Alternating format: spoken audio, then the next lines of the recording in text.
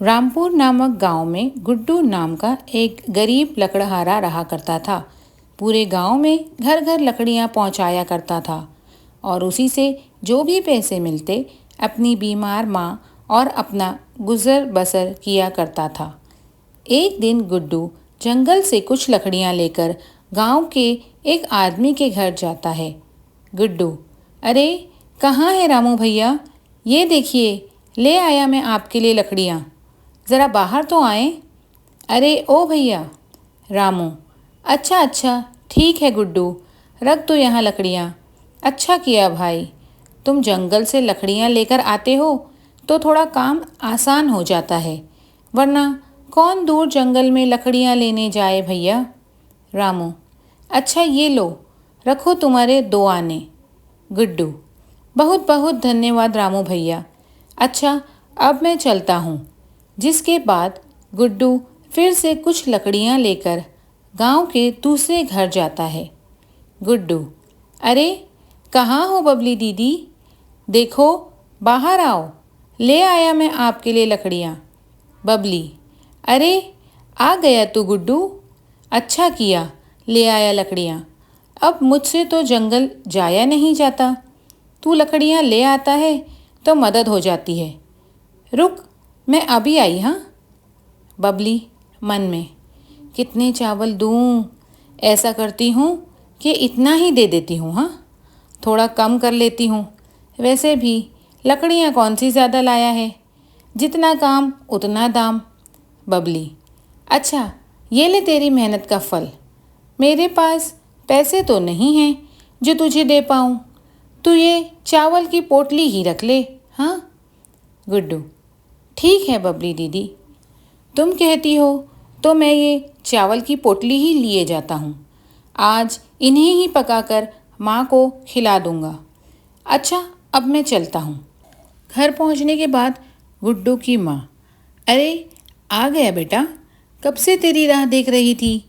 बहुत ज़ोरों की भूख लगी है, अब और नहीं सहा जाता बेटा। चल फिर नहीं सकती हूँ तो भोजन ही क्या पकाऊंगी बेटा। गुड्डू, अरे माँ, तुम क्यों चिंता करती हो, मैं बस अभी तुम्हारे लिए भोजन पकाकर लेकर आता हूँ।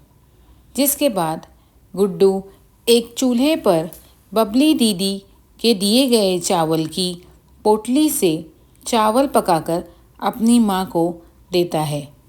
गुड्डू, ये लो माँ, खा लो भोजन।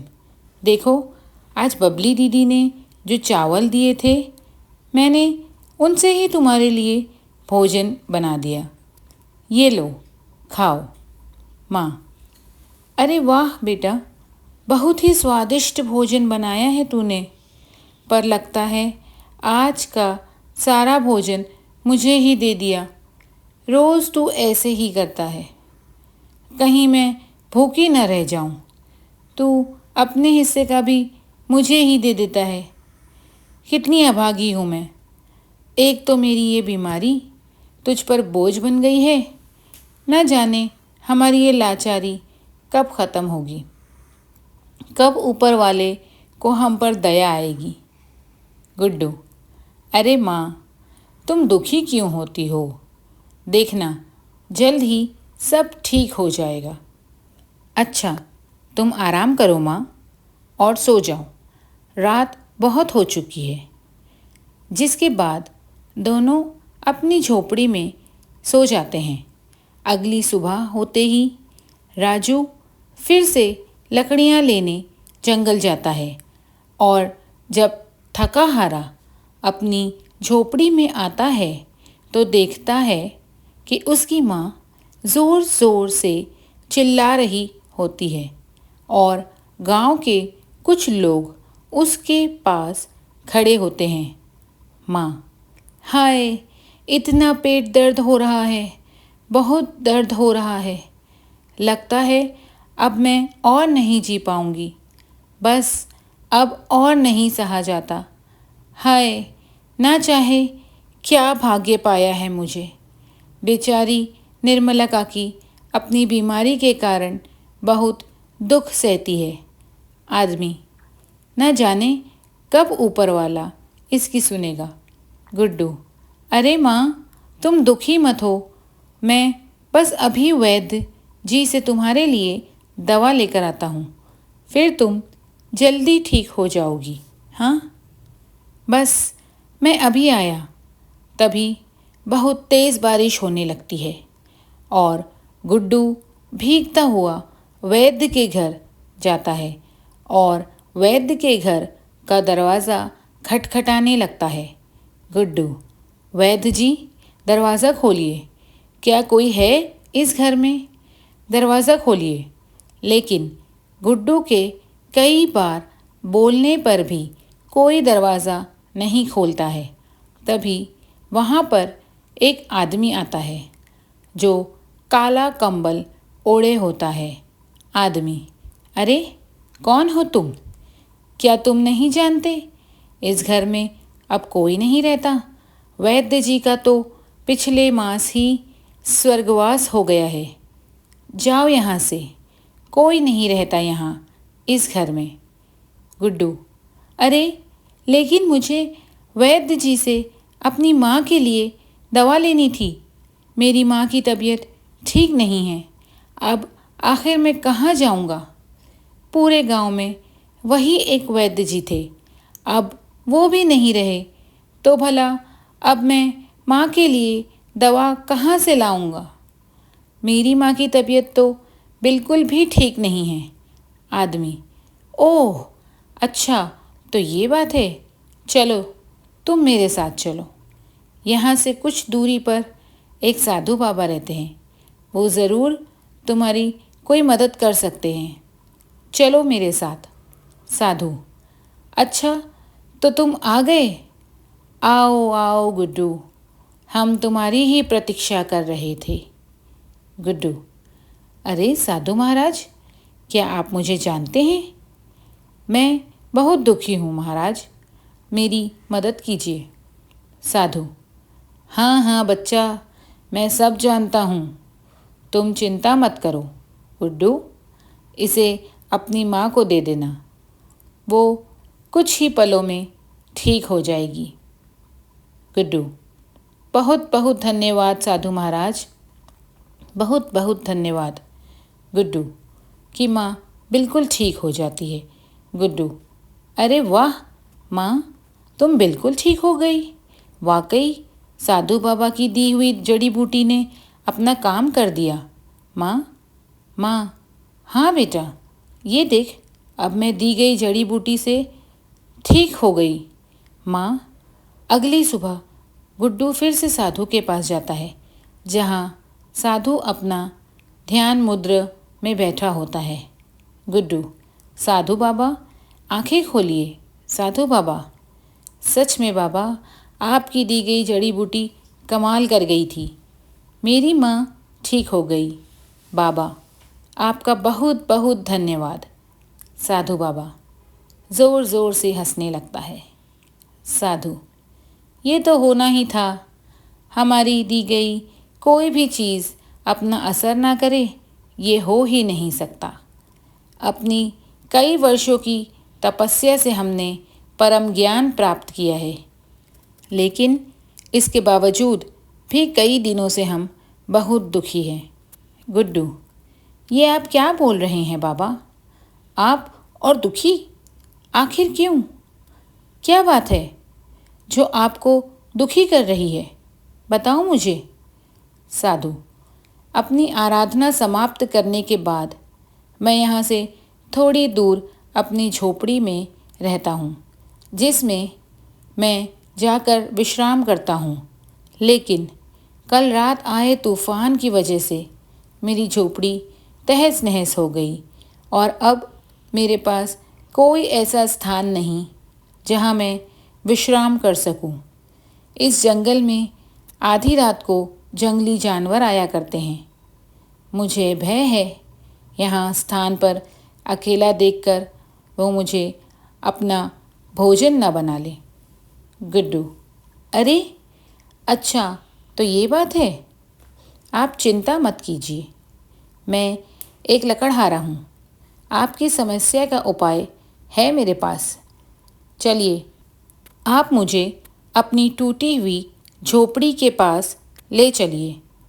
अभी रुकिए साधु बाबा, मैं बस अभी आया।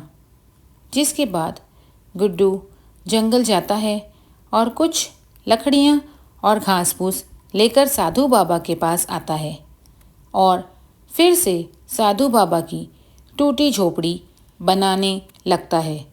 और देखते ही देखते वह फिर से साधु बाबा की बहुत सुंदर झोपड़ी बना देता है।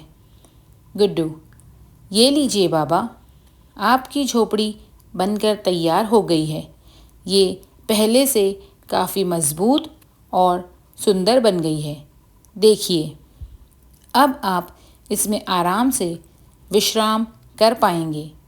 साधु, सच में तुमने तो बहुत ही सुंदर झोपड़ी बना दी। अब हम इसमें अच्छे से विश्राम कर पाएंगे। हमें किसी जंगली जानवर का भी कोई भय नहीं होगा। वाह, मैं तुमसे बहुत खुश हूँ। बताओ, तुम्हारी क्या इच्छा है? हम अवश्य ही पूरी करेंगे। बताओ हमें। गुड्डू, आप ऐसा कर सकते हैं तो साधु बाबा, मुझे कोई ऐसी वस्तु दे दीजिए जिससे मेरी बूढ़ी माँ को कभी भूखा ना रहना पड़े। बस कोई ऐसी वस्तु दे दीजिए बाबा। साधु, अच्छा, तो ये इच्छा है? ठीक है, तुम्हारी ये इच्छा मैं अवश्य पूरी करूँगा। तभी साधु बाबा की शक्ति से वहाँ एक चमकती हुई कढ़ाई आ जाती है। साधु, ये चमत्कारी कढ़ाई है। जब भी तुम्हें अपनी बूढ़ी माँ के लिए भोजन की आवश्यकता होगी तो यह चमत्कारी कढ़ाई तुम्हारी सहायता करेगी। तुम इससे जो भी वस्तु मांगोगे वो वस्तु तुम्हें मिल जाएगी। गुड्डू, सच में बाबा, आप सच बोल रहे हैं? मैं इस चमत्कारी कढ़ाई से जो भी मांगूंगा ये कढ़ाई मुझे देगी? साधु, हाँ बेटा, तुम जो भी मांगोगे वही देगी, लेकिन याद रखना, ज़रूरत से ज़्यादा लालच सदैव ही विनाश की ओर ले जाता है। अत्यधिक लालच का फल हमेशा ही बुरा होता है बेटा। बाकी सब तो माया है, माया। गुड्डू, हाँ बाबा, मैं ध्यान रखूँगा। आपने जो कहा मैं वो समझ गया। बहुत बहुत धन्यवाद आपका बाबा। अब मैं चलता हूँ। घर पहुँचने के बाद माँ, अरे आ गया बेटा तू? कब से तेरी राह देख रही थी। आज तो घर में एक भी अनाज का दाना नहीं है। अरे लेकिन तेरे हाथ में ये कढ़ाई कहाँ से आई? बता, क्यों लेकर आया है तू ये? गुड्डू, आजकल तो दीवार के भी कान होते हैं। ये कोई मामूली कढ़ाई नहीं है, बल्कि चमत्कारी है। साधु बाबा ने दी है।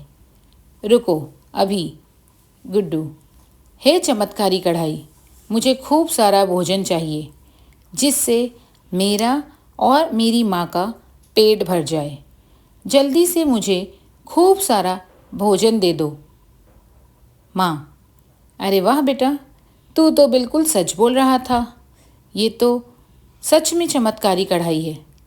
अरे वाह वाह, इतना सारा भोजन। गुड्डू, हाँ माँ, देखो कितना सारा भोजन आ गया है। वाह, चलो अब भोजन करते हैं।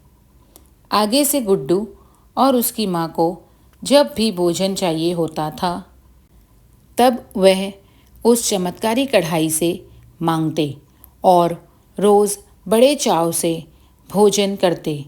लेकिन फिर एक दिन गुड्डू की पड़ोसन बबली गुड्डू के घर आती है और उसकी माँ को आवाज़ देती है। बबली, अरे कहाँ हो निर्मला काकी, तनिक बाहर तो आओ।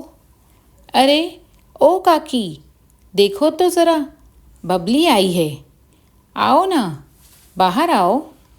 काकी, अरे आओ आओ बबली बेटी, कैसे आना हुआ? आज बड़े दिन बाद आई हो, सब ठीक तो है? बबली: अरे हाँ काकी, सब ठीक है। क्या बताऊँ काकी, बड़ी दुखी हूँ। अब तुम तो जानती ही हो, कई दिनों से मेरी फसल खराब हो रही है, तो घर में अनाज का एक भी दाना नहीं है। तो तनिक थोड़े से चावल मिल जाते तो अच्छा होता काकी। आज भूखा नहीं सोना पड़ेगा। बबली की ऐसी बातें सुनकर गुड्डू की माँ को बबली पर दया आ जाती है। काकी: अच्छा अच्छा, ठीक है, तुम यहीं रुको, मैं अभी तुम्हारे लिए चावल लेकर आती हूँ। काकी: अरे ओ चमत्कारी कढ़ाई, मुझे खूब सारे चावल चाहिए। देखते ही देखते जादुई कढ़ाई से खूब सारे चावल निकलने लगते हैं और यह सब बबली छुपकर देख रही होती है। बबली मन में: अरे बाबा, ये क्या, इतने सारे चावल, वो भी इस मामूली सी कढ़ाई में से। वाह वाह, अब तो मुझे कढ़ाई चाहिए। हाँ, कितना अच्छा होगा अगर ये चमत्कारी कढ़ाई मेरे पास आ जाएगी। इससे अपनी हर चीज़ पूरी करूँगी। हाँ। बबली: बहुत बहुत धन्यवाद काकी, तुम सच में कितनी अच्छी हो। वाह वाह, ऊपर वाला तुम्हें लंबी उम्र दे काकी। बबली मन में: अरे देखो तो सही इस चालाक बुढ़िया को, देखो तो पूरी के पूरी चमत्कारी कढ़ाई लेकर बैठी हुई है और मुझे दिए ये कुछ चावल के दाने, जिन्हें लेकर बबली अपने घर चली जाती है। थोड़ी देर बाद बबली चुपके से फिर से आती है और चुपके से रसोई में आती है, जहाँ वह चमत्कारी कढ़ाई रखी होती है। बबली: तुझे पाकर तो मुझे सब कुछ मिल जाएगा। हाँ, अच्छा, इससे पहले मुझे वो देख ले, मुझे चमत्कारी कढ़ाई ले जानी होगी। हाँ, अब मैं इस चमत्कारी कढ़ाई से अपनी हर इच्छा पूरी करूँगी। हाँ, लेकिन अभी तो मुझे बहुत ज़ोरों से भूख लगी है।